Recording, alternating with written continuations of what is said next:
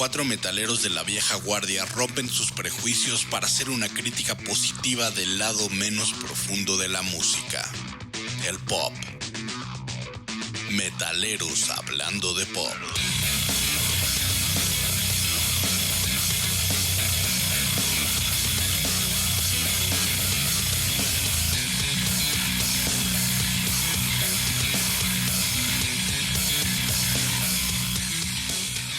Buenas noches, bienvenidos a Metaleros Hablando de Pop, versión Flans. ¿Cómo están, queridos amigos? Rich Cisneros. Muy bien, hermano. Muchas gracias. Un gusto otra vez compartir con ustedes. Antes de saludar a las otras dos personas, tengo que hablar contigo, Rich. Ok, hermano, a ver, ¿de qué se trata? Mira, la verdad, Rich, es que sigo un poco sentido, pero ya averigüé por qué. Ok. Te voy a contar algo. Yo estoy convencido que dentro de ti hay un metalero que quiere salir. Y estoy convencido, para hacerte brutalmente honesto, que a mí el metal me ha salvado la vida por lo menos en 3 ocasiones. Ok. Y por eso, Rich, yo creo que tú en un principio quisiste y tuviste la iniciativa de encajar, porque al igual que nosotros tres, pues siempre estuviste como buscando y no podías encajar con muchas personas. Yo creo que esa es la magia del metal, que el metal ayuda a tipos como nosotros que no éramos ni los más populares, como vimos, ni los más chistosos, ni los más amigables. Entonces, Rich, lo que quiero proponerte es, para sacar ese metalero que hay dentro de ti, te vamos a recomendar 3 discos cada semana. Queremos que los abordes con cariño, con el corazón abierto, para que así como nosotros nos abrimos a tu pop, que es culpa tuya y creación tuya, tú te abras al metal. Me parece bastante buen deal. Y la neta tienes razón. O sea, la verdad es que a mí me gusta el metal y me hubiera gustado poder adentrarme mucho más desde más chavo, ¿no? Porque sí para mí tenía onda. O sea, porque esta onda de desde las playeras metaleras, güey, oírlos hablar de guitarristas, se me hacía con mucha onda, y como les decía, no tuve tanta gente a lo mejor al lado de quien apalancarme para aprender más, güey, o adentrarme más. Entonces me gusta la dinámica. Entonces yo lo que quiero empezar, Rich, es pidiéndote que escuches el Dirt de Alice in Chains. Es un disco que lo que yo quisiera decirte es que es un disco muy oscuro, pero que tiene en el fondo algo de esperanza y te ayuda a entender que las cosas más oscuras que tú puedes llegar a sentir o las cosas más feas que puedes llegar a vivir, que no estás solo y que hay gente que le pasa lo mismo. Entonces me encantaría que lo escuches esta semana y que la siguiente platiquemos. Está poca madre, no seas malo. Nomás me lo mandas por WhatsApp para no cagarle al momento de buscarlo, güey. Exactamente. Por aquello de... ahora me entiende por el tema del inglés, ¿no? Y con eso le doy la bienvenida y un abrazo a mi querido Abraham Hernández, que quiero ver cómo estás y qué le recomiendas al querido Rich Cismerol esta semana. ¿Cómo están todos? Pues mira, yo estuve pensando también en qué disco pudiera ser una buena entrada. Seguramente lo has escuchado, pero creo que hay que darle un buen lente a ese disco y es algo muy sencillo. Es el de Pantera, el Vulgar Display of Power. No es algo complejo, es como ese poquito brinco en lo que yo entiendo que llegabas a escuchar Motley Crue y cosas. Es como un poquito el siguiente nivel para irte llevando como escaloncito por escaloncito. Es buen disco, trae unas buenas canciones, trae unos buenos riffs. Yo creo que sí, seguramente ya lo has escuchado o parte de un par de canciones, pero el disco está bueno, dátelo. Va. También te lo voy a mandar por WhatsApp. Gracias. Yo no quiero quejas la siguiente semana. Exacto. Y mi querido hermano Gerardo Morel, ¿tú qué tienes que decirle a Rich y qué le recomiendas? Híjole, yo la verdad sí quisiera irme unos 5 escalones para abajo y recomendarle algo más esencial, más básico, y que se escuche el disco azul de Weezer. Muy buena, muy buena decisión. Creo que este disco va a poderlo apreciar tanto en la parte pop como en algunos riffs más metaleros, y como irse enamorando poco a poco de otras velocidades, de otros ritmos, de otra manera de escuchar la música, y poco a poco irse encaminando a algo más pesado. Creo que las propuestas que les dan están muy pesadas como para arrancar a un metalero.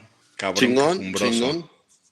Yo lo que les voy a decir es que estoy comprobando la teoría de Franco Escamilla de que en todo grupo hay un grupo de WhatsApp en el que el pendejo no está, ¿no? Y veo que ustedes se pusieron de acuerdo en un grupo en el que no estoy, así que gracias. En el que se llama Puros Hombres.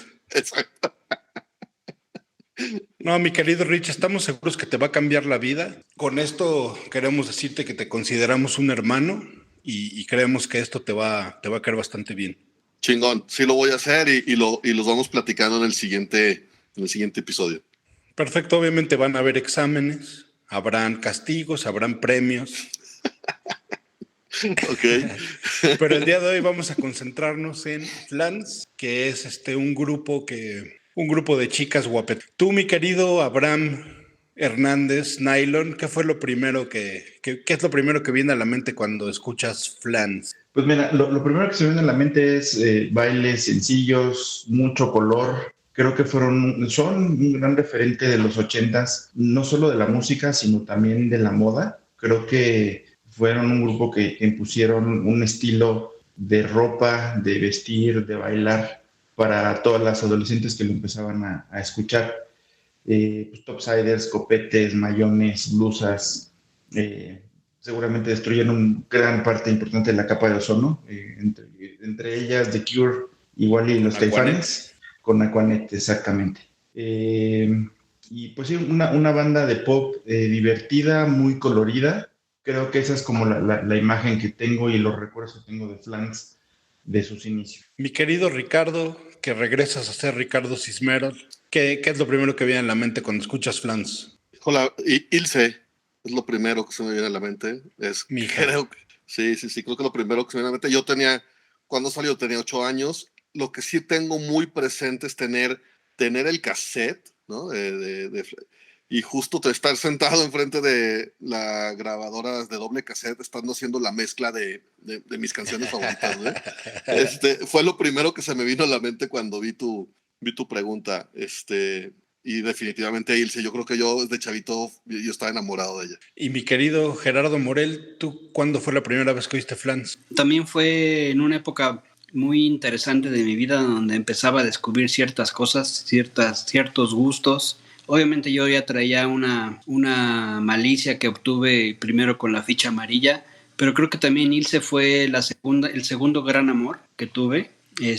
Obviamente recuerdo que en esa época pues, seguramente lo escuché en un cassette mezclado, comprado en el Bazar Lomas Verdes. Sí, fue toda una época para mí durante la prepa que sí fue muy representativa y obviamente fue un grupo que aprecié muchísimo, a diferencia, por ejemplo, con lo que platicábamos de Magneto, que era un grupo también muy similar, boy band. Era un tipo girl band, pero con mucho más, mucho mejor pensado, con mucha más inversión, con una actitud de las niñas excepcional, súper amigable, bailable, cantable. Y pues sí, fue una época que para mí significó mucho y Flans obviamente pintaba bastante fuerte. Oye, pero te mamaste, ¿no? Estábamos en la primaria cuando salió Flans, no en la prepa, tú. Perdón, la secu. Yo estaba en la secu. Ah, sí, eso sí puede ser. Yo me acuerdo de esos cassettes del Bazar de Lomas Verdes que oí la de Bazar y se me hacía bastante divertida. Ahora, ¿cuáles son los prejuicios que se le atribuyen a Flans? ¿Qué creen ustedes que sea por lo que Flans no es algo que presumas en el Bentley Cisneros? Fíjate que, lo que pasa es que creo que fue un grupo muy efímero. No duraron tantos años juntas, pero en contraste han estado siempre de alguna manera vigentes y siempre con un público muy, muy cautivo. Pero yo creo que el único prejuicio que podía hacer, pues es que eran 3 mujeres y que si lo oías como hombre, pues no era como muy el target, como que era demasiado fresa, demasiado... Y las canciones iban dirigidas a hablar del novio, hablar del chavo que les gustaba, ¿no? Entonces como que tú cantando una canción no te veías muy bien. Oye, Richie, tú, ya que hablaba el marrano de mi hermano, ¿tú ya también tenías un despertar sexual con Flans o eras un hombre puro? No, yo creo que ya o sea, ya, de hecho creo que fue mi despertar, güey, justo con Flans. Chale, yo tardé como 10 años más, vale madre. No, sí, es que fue una revolución, güey. Chale. Tú, Abraham, ayúdame. Tú dime también que tú también tardaste, por favor. Sí, yo creo que yo tenía, bueno, en el 85 pues, tenía también 8 años, al igual que Rich, y no, o sea, sí recuerdo la canción y creo que más bien lo que me hacía un poquito de sentido, y creo que eso es parte del éxito que tuvieron, es que eran canciones muy sencillas, eh, eh, muy narrativas, es decir, te podías sentir identificado, y ahorita tú lo dijiste perfecto, ibas al bazar de Lomas Verdes y comprabas tus cassettes. Entonces, eso sí te identificaba con la época. O sea, lo escuchabas y decías, sí, yo fui a un bazar y pues también compraba cosas, ¿no? Ahora, ¿Estás evadiendo hablar de tu sexualidad? no, ¿De tu voy para allá. despertar sexual? Y Ilse se me hace una señora ya ahorita muy guapa, pero yo no sé si, no recuerdo haber tenido algún crush con ella. Estabas clavado con Magneto. Es muy Con Flavio probable. César. A lo mejor con los chamos o algo así, güey. Les voy a contar de los datos generales de Flans. Eran un grupo pop mexicano consistiendo de Ilse María Olivo Schweinfurt, que cagadamente es venezolana y nació en el 65, Ivonne Margarita Guevara García, nacida en el 61, y Irma Mimi Hernández Ochoa, regia, que nació en el 62. El grupo es producto de Mildred Villafañe, perdón, que en su visión quería hacer algo excéntrico, azucarado, de pop y con unas coreografías complejas. Y pues estaba esperando como que tuviera un gran éxito cuando lo llevó a Siempre en Domingo en 1985. Y pues ahí, desde que llegó a Siempre en Domingo, fue un putazo en toda Latinoamérica. Y ese primer disco vendió 100,000 copias, lo cual suena bastante pinche, ¿no? Ahorita. Su siguiente disco, 20 millas, que tenía la canción Tímido, que también sonaba por todas partes, tuvo más éxito. Les abrió las puertas para hacer giras en Estados Unidos y Latinoamérica. En el 87 lanzan Luz y Sombra, que no sé si te acuerdas, Pepín, que Luz y Sombra tenía, según los padrecitos de nuestra escuela, mensajes satánicos y cosas ocultas en la portada, que a mí me dio muchísimo miedo, pero venían canciones como Las Mil y Una Noches y Corre, Corre. Y después en el 88 lanzaron el disco Alma Gemela, donde cambiaron un poquito el curso de su estilo y fue un disco más como para jóvenes, que eso se notó todavía más cuando hicieron un disco para niños que se llamaba Cuéntamelo Dum Dum, que yo no encontré y no pude escuchar nada de ello, pero pues ahí ahora los fans ochenteros, adolescentes, como que dijeron, nos traicionaste, y el grupo después de ese disco fue su primer rompimiento. En ese disco viene la del Bosquito Bilingüe, que seguro escuchaste. Claro, no sabía que era de ellos. En ese disco viene. Y un poquito para complementar lo que decías de sus inicios, yo estuve buscando y inicialmente la idea no era hacer un grupo musical, iban a hacer una serie que se llamaba Fans, y la serie iba a estar basada en que ellas eran unas fans de grupos, yo me imagino que muy enfocados a artistas de Televisa, y que harían lo imposible por conocer a sus artistas favoritos. Inicialmente, la primera que entró al proyecto fue Ivonne, después entró Mimi, bueno, uno de los datos también, Mimi es hija de un dueto ranchero, de los pocos que había de esposos, de Lucha Moreno y un señor que se llama José Juan, cantaban música ranchera. Entonces ella pues, ya trae como desde la cuna todo eso. Y al final, para el tercer puesto, hicieron varias entrevistas, estamos hablando del 84, 85 seguramente, participó Sasha, Alejandra Guzmán, pero al final encontraron a Ilse en un viaje ahí de generación y fue cuando entró al grupo. Y fíjate, yo también para sumar, esta chava Mildred Villafañe, o sea, tenía bastante visión, una visión muy cabrona. Ella fue la que hizo la agrupación, lanza la agrupación Sombrero Verde y les pone después el nombre de Maná. Ella también es la que se trajo a Mecano, es la que se trajo a Mecano a México y la que los lanza en toda Latinoamérica, les da toda la exposición a Mecano en Latinoamérica. Y entonces ella es la creadora de Flans y Flans es el primer grupo que tiene todo un concepto alrededor. O sea, les crea un concepto de personalidad, de vestuario, de logotipo. O sea, crea todo esta visión de mercadotecnia alrededor del grupo, que de hecho años después la UNAM hizo un estudio de Flans como un fenómeno sociocultural debido al impacto tan grande que tuvo en México. Entonces, analizó sus arquetipos, los perfiles, las biografías, por lo impresionante que fue el caso. ¿Y tú qué podrías decir de eso, de los perfiles de las chicas, mi querido Rich? Pues, digo, la verdad es que creo que sí estaba muy, muy definido, que teníamos por un lado como a Ilse, que era la más como fresa, buena onda, linda, y luego también teníamos a la más rockera, locochona, más atrevida, y como la muy guapa, pero como más madura, ¿no? Podría ser bueno, entonces se comportaban tenían muy definidos sus comportamientos y sus personalidades. ¿Tú, mi querido Abraham, tienes algún chisme de drogas de alguna de ellas? Pues se rumora que el primer rompimiento fue justo porque Ivonne estaba muy metida en las drogas. La versión oficial es que estaban muy cansadas de la gira. De hecho, la versión oficial la dicen siempre en domingo, y dicen que Ivonne se va a casar. Y Bueno, se va no, a casar. sí es Ivonne Con el que era perico. más rebelde. Exacto. Ella, que ya se iba a casar y que por eso se separaban. Pero esa fue su versión oficial. Sí, y que ya tenían ya tenían problema para llevarse las tres, que estaban muy cansadas.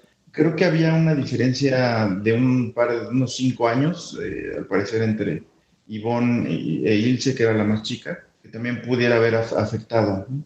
Pero bueno, la versión oficial es como lo que dice Rich, pero los rumores y el run que hay por ahí es que ya era un tema de drogas con Ivonne. Sí, que luego ya en una entrevista mucho más reciente, ella dice que la neta es que sí estaban cansadas de la chinga que se metían en una edad en la que pues querían tener novio, querían salir, querían hacer cosas y no lo podían hacer, y que también la otra cosa es que las ponían a trabajar un putazo, explotaban mucho su imagen y a ellas no les tocaba nada de lana. O sea, nada, por ejemplo, de la ropa no les tocó nada y cosas así, entonces eso las bajoneó. Y mi querido hermano Gerardo Morel, el año de 1985 que ellas salieron, ¿qué estaba pasando en el mundo? Mira, ahora que estuve investigando y estuve recordando con todo lo que vi, fue un año, por lo menos del que me acuerdo muchísimo, ¿no? 1985, la edad mediana del mundo era 35 años. En México, la edad mediana, o sea, la mayor parte de la población tenía 17.5 años. Flans, la más chica, tenía 20 años y la más grande tenía 26. O sea, sí era un grupo que definitivamente le hablaba a la mayor parte de la población, que eran chavitos que ni siquiera habían cumplido 18 años, y pues era un target ahí súper definido, ¿no? Estados Unidos tenía en promedio 31.2 años. 1985 fue el año que nace VH1. Fue el año también en que por primera vez vimos a Elmo en Plaza Sésamo. Yo me acuerdo perfectamente que era el año en que veíamos a los Duques de Hazzard y series importantísimas en la tele que no le entendíamos y que no nos llamaban la atención, pero eran importantes. Dallas y Dinastía. Lo que sí recuerdo, y que es así un año súper grato, fue el año más celebrado de los Osos de Chicago. Fue el Super Bowl número 20 que ganó Mike Ditka a la cabeza de Gene McMahon, William Perry, el refrigerador, y obviamente fue la época de Walter Payton. En paz descanse. Estaba chavito, pero yo creo que veía muchos deportes, porque también recuerdo muchas personalidades del tenis que estaban súper vigentes. John McEnroe, Boris Becker, Martina Navratilova, Stefan Edberg, etc. En el cine también fue un gran año para el cine, con películas para chavos como nosotros: Goonies, Back to the Future, Teen Wolf, Cocoon, Rambo, Commando, Missing in Action de Chuck Norris, Mad Max de Mel Gibson. Y bueno, sé que tú vas a adentrar más en el tema de la música, pero pues fue un año también muy importante para la época del rock.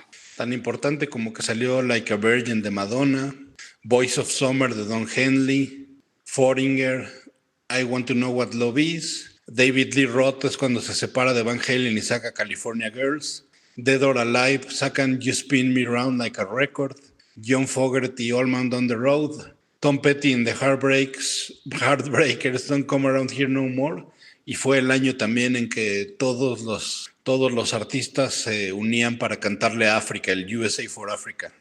Sí, Ay, la no neta, más. la neta, que chingones fueron los 80s. Y ese año estuvo poca madre. Sí, está cabrón. Y también fue el Toda primer esa año temporada. de Rock in Rio.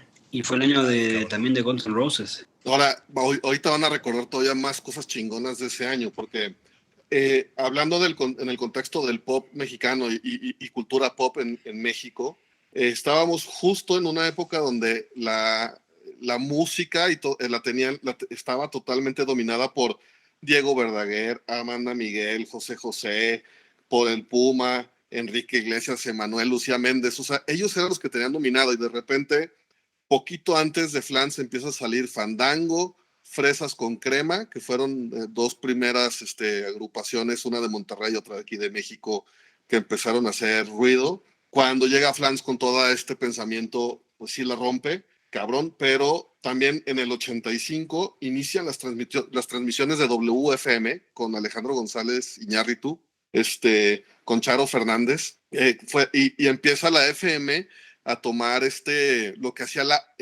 lo que era AM antes, de tener locutores, cambio de locutores por programa, que no lo hacía FM. Y estos cuates además rompen los esquemas de que la música en inglés se presentaba traducida por la ley, la ley de la radio. Entonces, antes The Doors lo presentaban, vamos a tocar las puertas. Y WFM son los primeros que empiezan a presentar la música en inglés. Otro programa chingón es Video Rock. ¿Se acuerdan de Video Rock en el Canal 5 a las 12 de la noche? Era como nuestro MTV en México, que presentaba los videos y los tenía que presentar hasta las 12 de la noche porque había unos que los consideraban políticamente incorrectos. Eso también estuvo bastante chido. Timbiriche saca el Soy un desastre ese año, como rola que pegó bastante fuerte. Y en inglés tuvimos Everybody Wants to Lose the World, Take on Me, Life is Life de Opus, que fue One Hit Wonder, St. Elmo's Fire, y la de los Goonies de la película con esta Cyndi Lauper. Entonces sí estuvimos regados también de buen pop en ese año, en español y en inglés. En el 85, bueno, pues yo creo que la mayoría recordamos también temas en México, pues el tema del sismo. Se empieza a poner también el nombre de México un poquito fuerte por el asesinato de Enrique Camarena. Y bueno, ya el primer disco de Slayer, el Hell Awaits, ya empezaba también la escena de metal a empezar a hacer algo de ruido. Metal un poco más pesado, ¿no? Del que veníamos escuchando de Van Halen, algunas otras bandas muy ochenteras. En 1985, Flans saca su primer disco, su álbum debut. Lo grabaron en España e Inglaterra. Se ve que le invirtieron su lanita, no como otros grupos boy bands que no aportaron nada. Su primer sencillo fue Bazar, salió en agosto del 85. Este disco tuvo solamente 5 sencillos, pero todos fueron muy relevantes. Como les decía, el número 1, Bazar, el 2, No Controles, 3, Hay Amor, 4, Me Gusta Hacer Sonrisa, y 5, En el Medio de los Dos. Es un disco pues, muy bueno para haber sido su primer álbum. Consta de 11 melodías y fue lanzado en programa de Raúl Velasco en Siempre en Domingo, y lo pueden buscar en YouTube y ahí está como desde un inicio, y la primera exposición de Flans fue todo un hit. Y fue en tu cumpleaños 12, güey. Bueno, un día después de tu cumpleaños 12, cuando se presentaron ahí en Siempre en Domingo. Exacto. Ahora fíjate, la neta es que de ahí tuvieron 5 discos más después de ese, y en el 90 fue su último, y el del Adiós. O sea, sí fue un grupo que duró muy poquito, y sí es impresionante cómo se han mantenido, te digo, en el gusto de los que los escucharon en ese momento por años. Esta semana, hace 3 días salieron en el programa de Adela Micha, en La Saga, salieron ellas con las Pandora, y me clavé, o sea, vi el programa justo por ver un poco qué platicaban de historia y todo, pero los comentarios que hay en el video de la banda, sí, todos son es que soy fan, me encantan, su música siempre me ha acompañado, siempre las he seguido. Y es impresionante que un grupo que nomás duró 5 años, hace tantos años, siga manteniendo ese cariño de la gente. Yo no quiero arruinarle a nadie la fiesta, pero está cabrón que Ivonne acaba de cumplir 60 años y que Mimi va a cumplir 60 el año que entra. Yo todavía las veo con sus calentadores y como Y de sus 20 y flecos tantos años. largos. Madres, está cabrón. Sí, sí está cabrón. Ajá, sí, Se sí nos está cabrón. yendo la vida, pinche Rich. No, y nosotros nos vemos igual, es lo más cabrón de todo, güey. Más mamados. Ahora, ¿qué canciones recuerdan que les llamen la atención o que sean de las mejores para ustedes? Las 1001 noches. Las Mil y una Noches es mágica. Por supuesto. Uh-huh. Si quieres, te doy mi listado A ver. de las cinco que yo considero A ver, mejores. ¿no? tú da las 5, güey. Coincido con Rich. Para mí la número 1 es Las Mil y Una Noches. Después pondría en segundo lugar, me gusta mucho Hay Amor. O sea, creo que me gustan las canciones de Flans que dejaron de ser un poquito tan básicas y ya eran un poquito más complicadas, más como de esa segunda etapa que pudieron tener, que fue también muy corta. 20 millas se me hace también una muy buena canción. Tímido, creo que está padre. Y No Controles, que al final pues es de Nacho Cano, ¿no? De Mecano. Y Nacho Cano dice que esa es de las canciones que más dinero le ha generado. Seguramente. Sí, más, o sea, como canción, más que incluso algunas de Mecano. Me quedaría yo con esas 5. Yo tengo Las 1001 noches, Bazar la tengo en segundo lugar, No Controles la tengo en tercer lugar, Tímido, y luego tengo En el Boulevard, que creo que también fue un hitazo o sea, que todo el mundo bailaba, y definitivamente no puedo dejar fuera la de Me he enamorado de un fan. De hecho, Ilse se casó con un fan, no sé si sabían, entonces al final se cumplió la canción. No, Fíjate que pues, para digo, mí una de las que más me gusta es la de No Soy Tan Fuerte y y Hay Amor. Ahora que la escuché, la verdad es que me sorprendí porque no recordaba que era de Flans y Hay Amor es una rolototota. Sí, justo eso a mí también. Hay Sí. Amor me suena como Ana Gabriel. A ¿Sí? mí las que más me gustan es Hoy por ti, mañana por mí, me encanta. Las Mil y una Noches, 20 millas. Me gusta muchísimo Alma Gemela. Me gusta también una medio sonsa que es Tiraré las cubas por la ventana. Me gusta mucho Hay Amor y Luz y Sombra. Esa de tirar esas cubas a mí me indigna demasiado, no. Así no nos llevamos. Sí, no puedo, no, se me hace algo ilegal, algo que debería estar penado, no. Oye, fíjate que haciendo un research en setlist.fm, en los últimos conciertos, en los, más representativos de sus últimos reencuentros, siempre terminan con Bazar, Las 1001 noches y No Controles, que al parecer No Controles era un cover de Ole Ole. En realidad era de Nacho Cano. Nacho Cano se las creo que le escribió un par de canciones, Nacho Cano, pero la más importante fue No Controles. Pues la neta es que nos aventamos así bajita la mano, creo que entre 12 y 15 canciones diferentes que se nos hacen buenas entre los 4, ¿eh? Y yo tengo que hacer una confesión. Yo lo tenía planeado, dije, si llegamos los 4 a coincidir con Las 1001 noches, tengo que hacer una confesión. Te vas a encuerar y... No. Eso es de todos los días, amigo. Hiciste una coreografía en la primaria, ¿va, güey? No, yo tengo un tema con el karaoke. Me transforma durísimo el karaoke y Las 1001 noches es de las canciones que me gusta. Pero llega a ese tono. Tenemos que ir a un karaoke, por favor. Sí. ¿Y quién te hace los coros? No, pues ahí cambio la voz, eso no es ningún problema. Pero sí, esa es la confesión. Dije, si llegamos los 4 a coincidir con esa canción, les tengo que confesar algo fuerte. Yo sé que ustedes me ven muy rudo, muy varonil, inquebrable, pero tengo ese lado oscuro con el karaoke, amigos. Por eso cuando hemos hecho karaoke en tu casa, yo no llego a ver cuando tú cantas. Generalmente me empedo antes y vomito por la nariz. No he llegado a ver todavía. De lo que te has perdido, un gran show. Ahora, caballeros, si están de acuerdo, el mejor disco de Flans es Luz y Sombra de 87. Y otro disco de ese año que también es muy bueno es el Timbiriche 7. ¿Qué pasa si los ponemos a pelear, mi queridísimo Richie's Metal? Perfecto, yo sé que ya Buen Pepín tiene listo el de Flans, voy a abrir el Timbiriche 7 para poder a competir. estos dos grandes. Perfecto. ¿Nos vamos a ir en orden de cómo está el disco? ¿O cómo quieren manejarlo? Creo que es buena idea ponerlos ¿Sí? como los hayan escogido el orden del disco. Exactamente. Entonces, la número 1 del disco 7 de Timbiriche es Rompecabezas. Y el número 1 de Luz y Sombra es Cara o Cruz. Voy rompecabezas, lo siento. Sí, rompecabezas. Sí, también. Sí. Ok, el primero se lo lleva Timbiriche.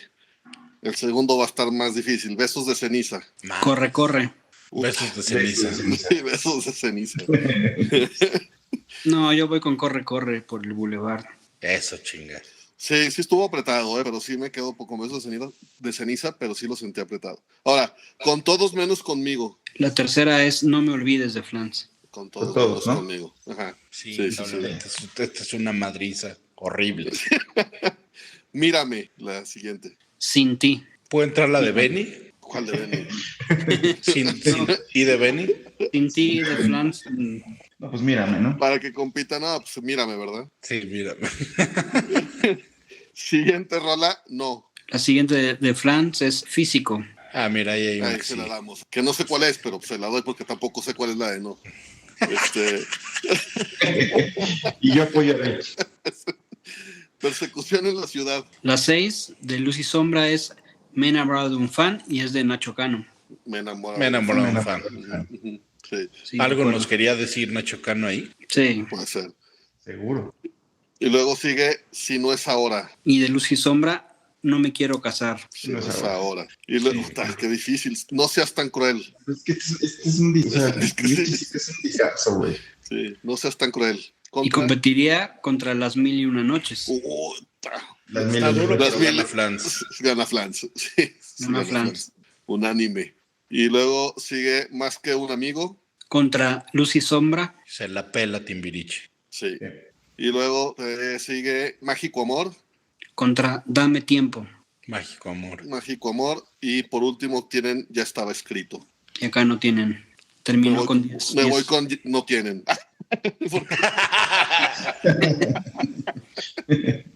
Está mejor nada a esa de ellas.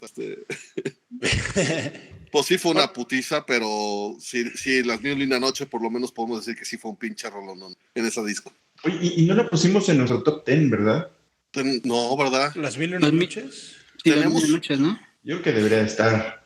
Yo creo que son de esas que vamos a ir poniendo como bonus track. Sí, Que Me tiene que gusta. entrar. sí, está Me bueno, gusta. ¿eh? Sí. Ya.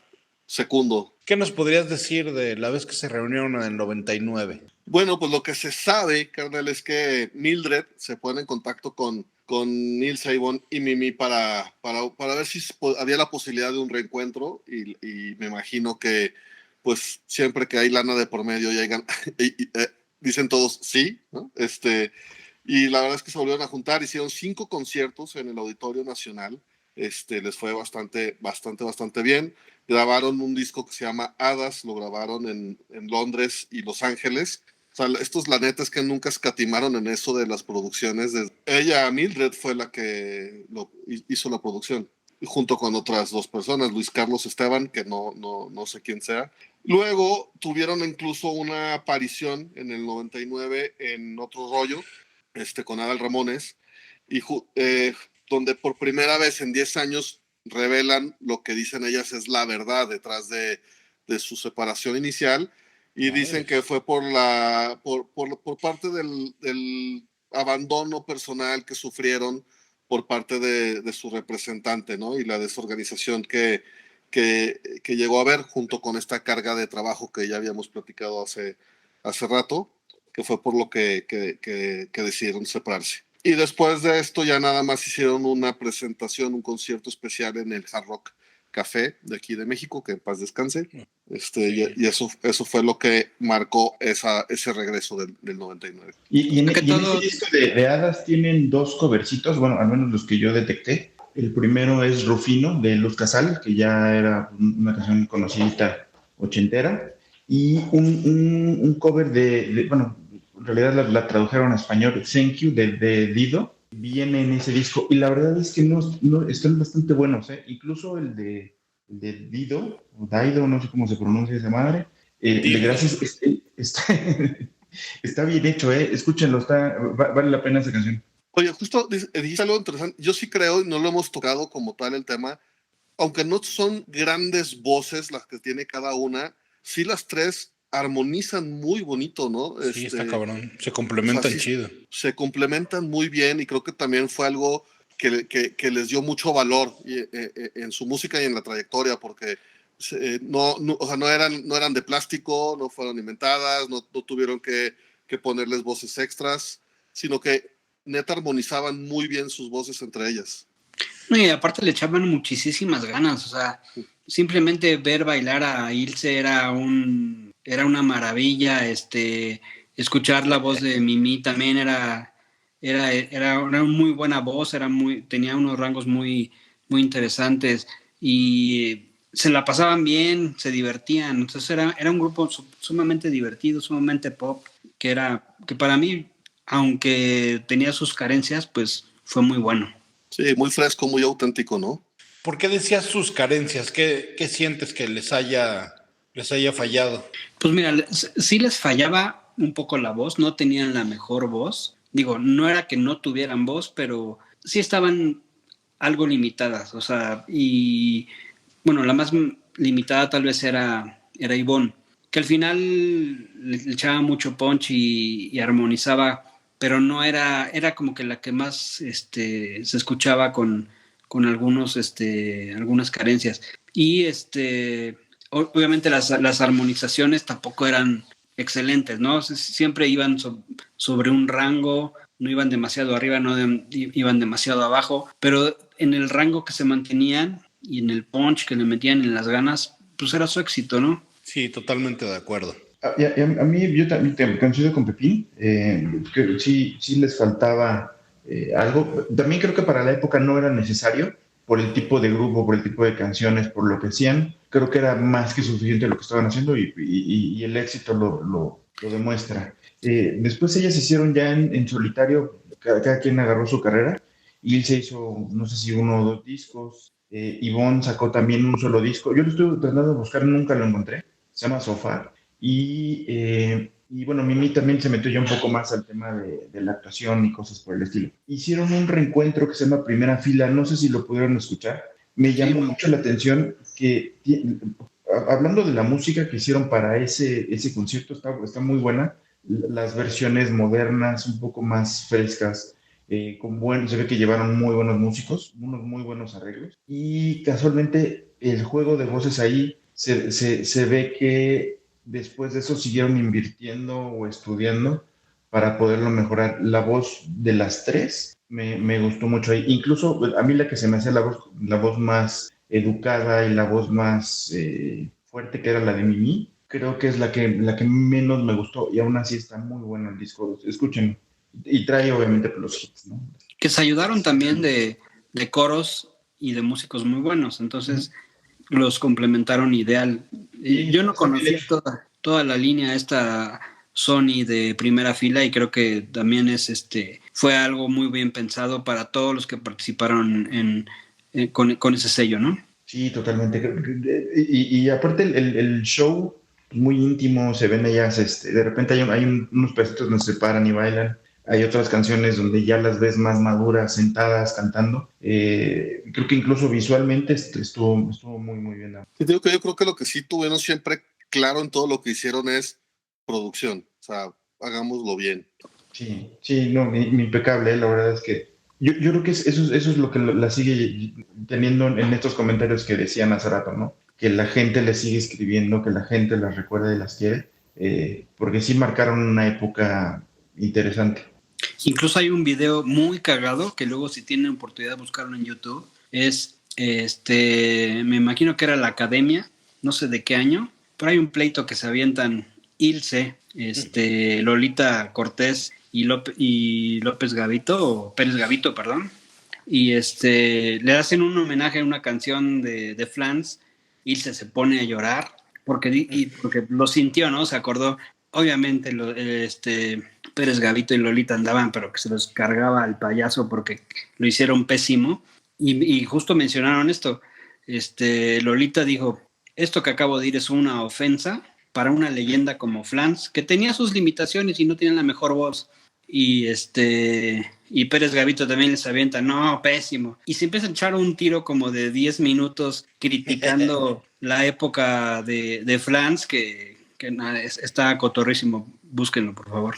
Fíjate que ese tema lo tocaron en la entrevista ahora con Adela Micha, y lo que Ilse dice, o sea, Ilse habla muy bien y de Lolita Ayala, y dice que la neta, en ese programa ella se estaba aventando el tiro con el productor, o sea, que sí se agarró un tiro, pero que fue con el productor. Dice, la neta es que Lolita, o sea, lo que está, ella en su formación de teatro, dice, ella no se salió de la línea ni de lo que le estaban marcando decir, ni de lo que le estaban marcando hacer. Dice, yo que no tenía ninguna pinche formación, pues sí me lo pasé por el arco y me enfrasqué en el pleito ahí, cabroncísimo. Qué pendejo exigirles, ¿no? O sea, si eran un grupo competente, un grupo pop que hacían cosas divertidas, pues qué cruel exigir más. Es Ni que al te caso. imaginas, o sea, la lana que ha de haber empezado a hacer casi de inmediato, porque fue un año lo que se tardaron en pegar, cabrón, o menos. Madre. Entonces ha de haber sido, güey, esto no se nos puede salir, y pero se pasaron de lanza, ¿no? Y aparte Pero, pues, eran es igual únicas. Aparte. Sí, pero es igual de pendejo que la gente que se quejaba de Sissy DeVille de Poison por no ser un guitarrista virtuoso. Pues qué chingados, ¿no? O sea, sus solos le iba bien, cogía y ya, ¿no? ¿Para qué chingados Ya. buscarle más? Exacto. Oye, Pepín, y la vez pasada, el último programa, tocaste una cosa que a mí me impresionó, que era el legado. ¿Tú crees que dejaron un legado? ¿Tú ves que hayan dejado un legado o que hayan abierto la puerta para otros grupos? Sí, pero te diré que es un tema complicado. Obviamente, para dejar un legado, tuvieron que aportar algo invaluable, y dejar un referente para futuras generaciones. Creo que en el momento que le tocó vivir a Flans fue un momento único, irrepetible, donde quien competían era directamente con las Pandora. Pero Pandora iba para un lado y Flans iba para otro, ¿no? Iba para un público diferente. Ahora, también tenemos que aquí en este tema del legado definir qué era Flans, porque las podemos catalogar en tres aristas: un girl group, un girl band o un girl power. Y sabemos perfectamente, y que en esa época nació, los girl groups eran grupos de niñas que armonizaban juntas, que bailaban juntas y que por ahí se iban, ¿no? Habían las girl bands, que eran un grupo de niñas que tocaban instrumentos y le rockeaban y le bailaban y le cantaban. Y obviamente las girl power, que en su momento pues fueron las Spice Girls, ¿no? Obviamente en México estábamos pues muy carentes de esta variedad y de este avance que tenía todo el mundo, ¿no? Y podríamos, mira, el legado que dejó Flans se lo dejó solamente a un grupo y que fue Jeans. Pero obviamente en esa época estaba Fandango, estaba Pandora, en el mundo estaba Bananarama, The Bangles, The Go-Go's, Exposé, y que ellas sí evolucionaron y dejaron un legado mucho más amplio y mucho más rico.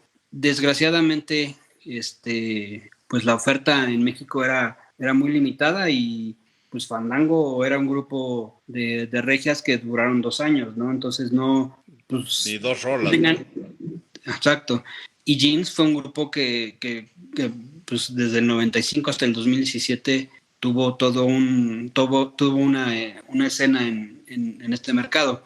Y quisiera montar ahí a otros grupos o a otras bandas, pero ya creo que no les corresponde. Y te puedo hablar de una Patti Cantú, de una María José, de una Faye, pero ya no era un girl band, ya eran más bien pues solistas, ¿no? Entonces yo creo que el legado más importante que dejó y que aportó mucho y que le siguieron el ejemplo y que pudieron desarrollar un estilo similar fue Jeans. Pues yo creo que el legado más allá de lo musical también fue el cómo hacer una marca de un grupo, ¿no? O sea, cómo crear la marca más allá de la pura agrupación. O sea, ya a partir de ellas, creo que ya hubo una fórmula que empezaron a copiar otros grupos de tener una imagen, de cómo vamos cada quien a interpretar un personaje, cómo no nos quedamos en el ámbito musical, sino podemos explorar con nuestro nombre hacer otro tipo de business. Y ese también creo que fue un legado importante. No, pero pues ese legado que tú dices, el mérito va totalmente para Bueno, para mí la señora Villafañe. Porque pues ellas ni se marketearon, ni se juntaron. Ellas fueron a un pinche, vieron un anuncio en el periódico que sea, se solicita la güera, se solicita la morena y se solicita la de chinos. Ahora, lo intentaron, porque Ilse, terminando su primer fase con Flans, hizo 2 discos muy buenos, esa misma etiqueta, y quizá con ritmos más definidos, africanos si quieres llamarlos, pero los 2 discos son muy buenos y desgraciadamente no trascendió más, ¿no? Y bueno, Ilse también anduvo con el burro cuando el burro era el hombre más guapo de México, ¿no, Abraham? Como lo hemos platicado tú y yo. Tenemos nuestro ranking. Oye, también algo que está muy cagado, Ilse aparece 2 veces en el programa que tenían el burro y Esteban en Telehit. Y justo hay un episodio recién separados, sale Ilse cuando todos sabían que andaba con el burro y le andaban indirectas. Y luego aparece, creo que 3 años adelante o 4 años adelante, donde ya Ilse ya había tenido su primer hijo y la relación con el burro se ve así como que media ríspida, pero se quedaron como brothers para toda la vida, ¿no? Pues me gusta mucho lo que dices del legado, Pepín. Creo que sí suena que fue un bonito momento de la vida, pero pues igual fue un momento ahí como lleno de serendipia y un momento que pasó y no resonó de más. Que sí, grandes canciones, pero... Sí. ¿Sabes a quién le pasó algo similar? A Wilson Phillips. Wilson Phillips, obviamente en una década después, traían todo el pedigrí de los Beach Boys y de Mamas and the Papas. Se aventaron 2 discos, güey. Bueno, pero fueron 2 años, 5 años después, tampoco, 4 años después, tampoco fue tantísimo. Exacto. Órale, sí tenían un pedigrí cabrón y qué buen disco ese de Wilson Phillips. Metaleros Hablando de Pop es traído para ustedes gracias a Dinner in the Sky, una experiencia única en el mundo donde 22 comensales son elevados mediante una grúa a 45 metros de altura para disfrutar de un delicioso menú gourmet, tragos premium y una vista espectacular. Reserva ya en dinnerinthesky.com.mx y vive una experiencia de altura. Y ya estamos de regreso en el momento de las conclusiones. ¿Ustedes creen, compañeros, que Flans tuvo importancia en la construcción de la historia de la música pop mexicana, con todo esto que hemos discutido? Definitivamente sí. Yo también creo que sí. Yo también creo que marcaron una época importante, que de ellas se desarrollaron otros grandes artistas y fueron una buena base para ello. Y aunque sí que también coincido mucho con lo que decíamos hace rato, donde quizás su música ya no atrae a nuevas generaciones y nada más se ha mantenido vigente en las generaciones que nos tocó oírlas en su momento. Lo puedo decir que yo hoy creo que es uno de los programas donde a ustedes, otros 3 metaleros de verdad, los he oído hablar mejor de un grupo popero, y que además recuerdan las canciones, sí, haberlas escuchado y no porque la hermana los estaba escuchando. Yo sí quiero decir que creo que no creo que hayan sido medulares en el tejido de la música popular mexicana. Creo que tienen canciones muy bonitas, tienen canciones muy buenas que la verdad es que las hubieran podido interpretar otros grupos. Creo que fue algo ahí de casualidad, fue un buen momento, pero yo creo que sí fue una cosa aislada que no dio para más. O sea, creo que ese legado no se llegó a dar. Pero qué bonitas canciones tienen. Sí. A mí, yo sí creo que tiene un legado donde no solamente hablamos de la música, porque sí, coincido que la música no era, ni las letras eran las mejores. Obviamente, hicimos el ejercicio, ¿no? Ahorita con el disco de Timbiriche, no hay manera de poder que hayan logrado algo así. Pero sí son un referente ochentero, sí son un referente de moda, de cómo se bailaba. O sea, si quieres explicarle a alguien cómo fueron los 80s, cómo era la vida de una chica adolescente en el 87, te puedes ir directamente ahí. Te puedes ir directamente. Pero te puedo decir algo. Sí. En ese contexto, la Chiquity Boom también es un referente de los 80s. Y no por eso tiene una trascendencia o una importancia. El Coque Muñiz también es un referente de los 80s. Salvo pero tu si mejor tú dices, opinión, apoyando lo que dice Abraham, si tú hicieras una encuesta abierta y dijeras, dame los 6 grupos, 7 grupos que te recuerden la música de los 80 en México, te podrá casi asegurar que en casi todas va a estar siempre Flans presente. Sí, pero eso es popularidad. Y eso no es trascendencia. O sea, no estamos midiendo si fue popular, sino agarramos Spotify y decimos quién es el más escuchado, el más popular. Yo creo que sí, popularidad la tuvieron, sí fue muy apegado a los 80s, sí tienen muy buenas canciones, sí interpretaban muy bien, pero no tenían esa cosa icónica como lo tuvo Timbiriche, esa cosa que trascendiera la ventana de Siempre en Domingo, en mi opinión. Coincido.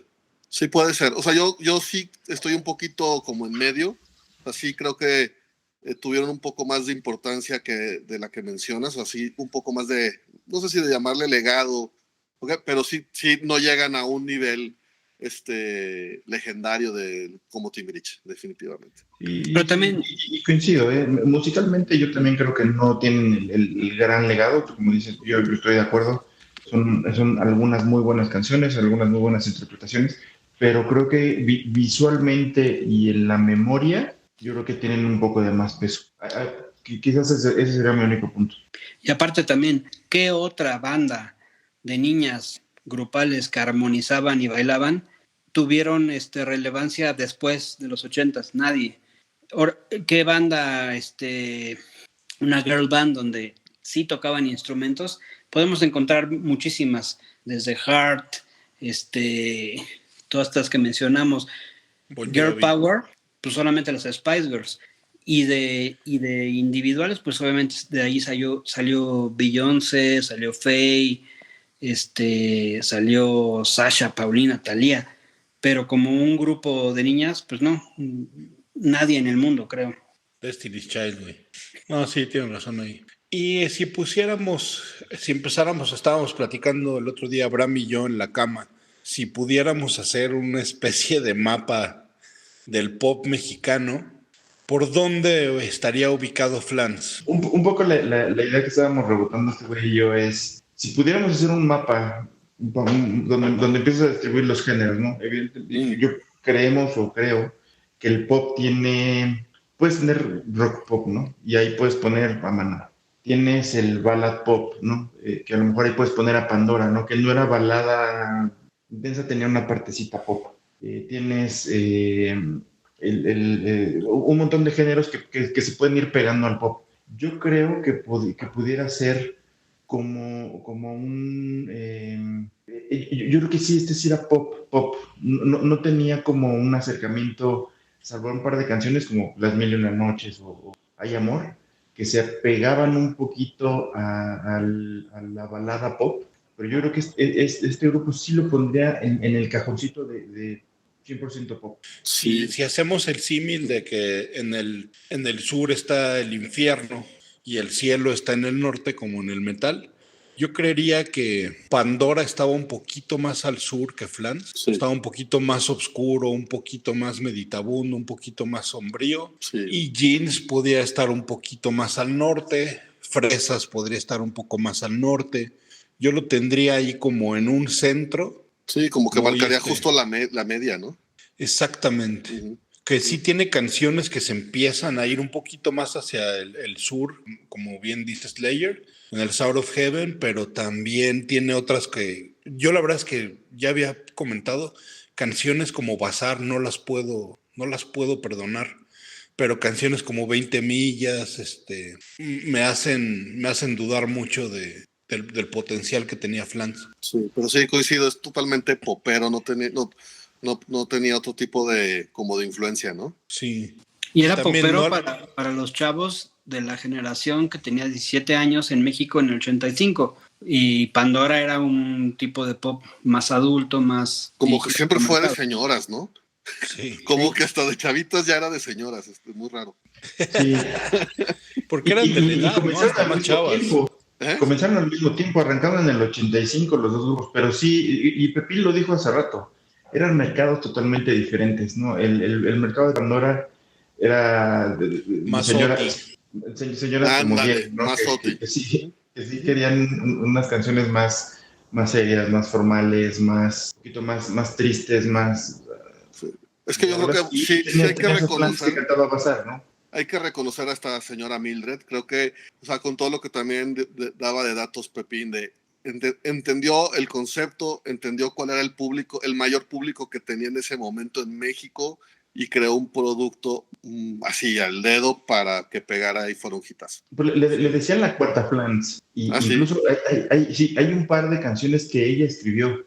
O sea, se metió en todo. Creo que tenían línea de ropa, o sea, la hizo en grande. Pero sí, hay que reconocerle muy cabrón eso, la neta. Mi querido Rich, ¿cuál sería para un rockero pop, cuál sería la mejor manera de entrarle a Flans? La verdad es que creo que empezar a escuchar su primer disco, güey, trae un par de rolas que la verdad, nada más de clavarte en ver lo alegres que eran, lo pegajosas que eran, sí puedes sentir que tiene algo especial. Yo fíjate que si le podría recomendar a alguien un disco, a alguien que no ha escuchado Flans, sí les pondría el disco ya de primera fila. Alguien que no estuvo muy conectado con esa onda pop ochentera, sí ya escuchas Bazar y probablemente les gusta por nostalgia, ¿no? La recuerdas de las fiestas o de las reuniones que me platicaban que hacían, porque yo no asistía a esas madres, obviamente no me invitaron. Y creo que el de primera fila es un buen disco, o sea, puedes apreciar unos buenos músicos, unas buenas voces y una buena sección de selección de rolas.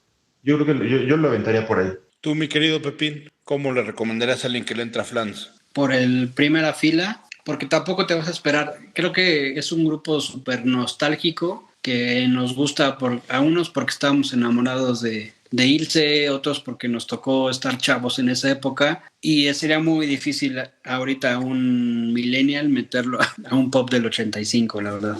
¿Algo más, mi querido Richie Smerald? ¿Dónde nos pueden seguir? ¿Algún comentario de Abraham? No, por favor síganos todos en Instagram y en Facebook como Metaleros Hablando de Pop y en metaleros.com.mx. Y la siguiente vez prometemos que ya vamos a estar en el estudio. Abraham y yo ya estamos en el estudio, pero todavía no está nada acondicionado. Exacto. Y muchísimas gracias a todos. Buena semana.